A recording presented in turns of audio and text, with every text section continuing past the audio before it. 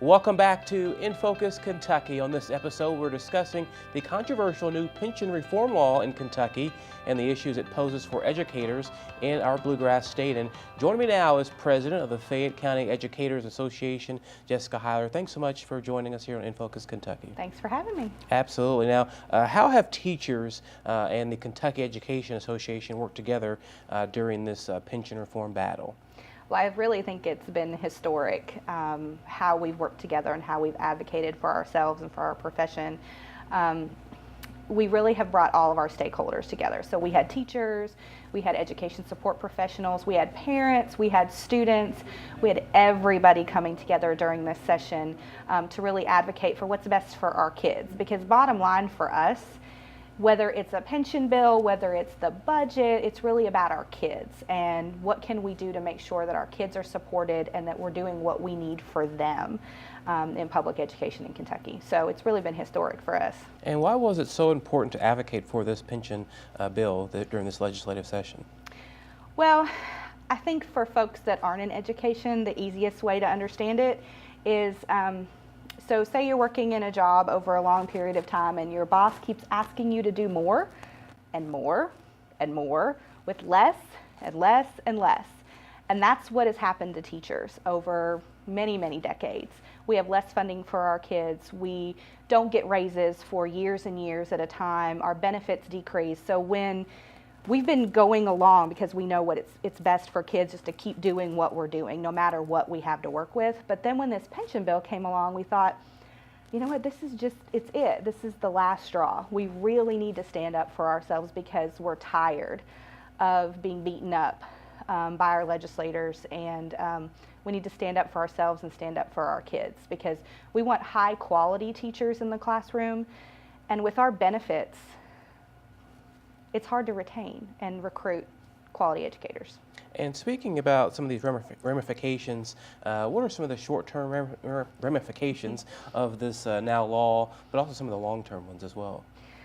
Well, I think recruiting and retaining our future educators is huge. That's probably the long-term ramifications of SB 151. When kids are going into, and I call them kids, going into education, when they go into college and decide that's what I want to do, you know, we know that we're not going to get paid a lot of money. But one of the things we think about is, you know what, our benefits are pretty good. We're going to have this retirement. And now that's not there anymore. I mean, we will still have something, but for future educators, it's changed quite a bit. Now, you mentioned how you spent a lot of time in Frankfort Yes. during this past legislative session. Talk about just the impact of the rallies that were happening and a lot of the conversations, spending time at those committee meetings. What is the impact that you think with bringing these teachers together, and educators and supporters, but also people who maybe have a different opinion as well? I think it was energizing. I've never been a part of a legislative session that you felt differently about it sometimes. You felt beat down by some of the things that the governor and the legislators were saying about us. But then you also felt uplifted because you had all of these educators together coming for a common cause, which is our public schools. And so it was kind of a strange situation. One day the governor may say something about us, a legislator may say something negative about the profession, and then the next day we have 10,000 teachers standing in the streets. And so it was kind of strange feeling for sure, but it's something I've never seen before. And I love the advocacy. I think people that have not been politically active before have been activated. Something else that I think came out of all of that is we have a record number of teachers that are going to be running for office. I think there's over 40 statewide that are on the ballot. So that's super exciting. And I think teachers felt like this session they weren't heard. And they said, okay, well, if we aren't going to be heard, I guess we need to be in that seat.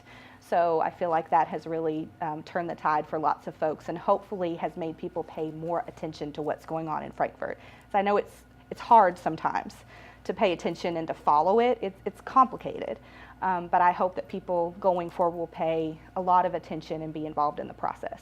And speaking of going forward, what's next? Obviously, the pension reform bill, it's now signed into law by the governor. So what is next up for the Fayette County educators, but also the KEA and the next steps? So KEA is joined with Attorney General Beshear and the Fraternal Order of Police in a lawsuit challenging Senate Bill 151. So there was some updates yesterday that the Attorney Governor shared. I'm definitely not an attorney, I'm a teacher, but I can say that I'm hopeful that this challenge will lead to something better for our educators.